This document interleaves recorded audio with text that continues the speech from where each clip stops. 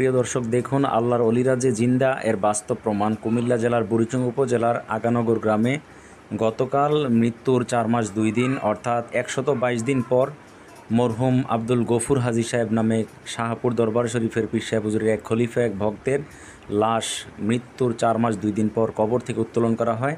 উনি ওনার পরিবারকে স্বপ্নে দেখিয়েছেন ওনাকে অন্যত্র দাফন করার জন্য, যার ফলশ্রুতিতে স্থানীয় ওলামায়ে কেরামদেরকে নিয়ে পরিবারের লোকজন কবর খনন করেন। কিন্তু আশ্চর্যের বিষয়, খনন করে দেখলেন ওনার দেহে পচন তো দূরের কথা, ওনার কাফনের কাপড়ে বিন্দু পরিমাণও পচন ধরেনি। আল্লাহর ওলিদের বাস্তব কারামত। আল্লাহ রাব্বুল আলামিন সূরা ইউনূসের 62 নম্বর আয়াতে বলেছেন, আলা ইন্না আউলিয়া আল্লাহি লা খাউফুন আলাইহিম ওয়া লা হুম ইয়াহজানুন।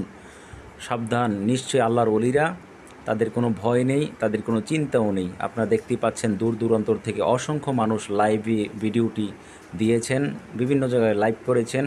চতুর্দিক থেকে শুনে মানুষজন সরাসরি প্রত্যক্ষ করতে এসেছেন আল্লাহর ওলিরা যে বাস্তব সত্য, তাদের যে দেহে পচন ধরবে না, এই বাস্তব প্রমাণ আমি এই ভিডিওটির মাধ্যমে আপনাদের কাছে প্রচার করলাম। আমি বলতে চাচ্ছি যে আমরা যদি সবাই এমন জীবন গঠন করি যে জীবন চলে গিয়েছেন আউলিয়ে কেরাম, হযরত শাহজালাল শাহপরাণ সহ বাংলাদেশের সকল আউলিয়ে কেরাম যে পথ দেখিয়েছেন, আমরা যদি এই পথে চলি, আমাদেরও ইনশাল্লাহ মৃত্যুর পর কবরে পছন্দ হবে না। আপনার ভিডিওটি শেয়ার করে মানুষদেরকে দেখানোর সুযোগ করে দিবেন। আসসালামু আলাইকুম।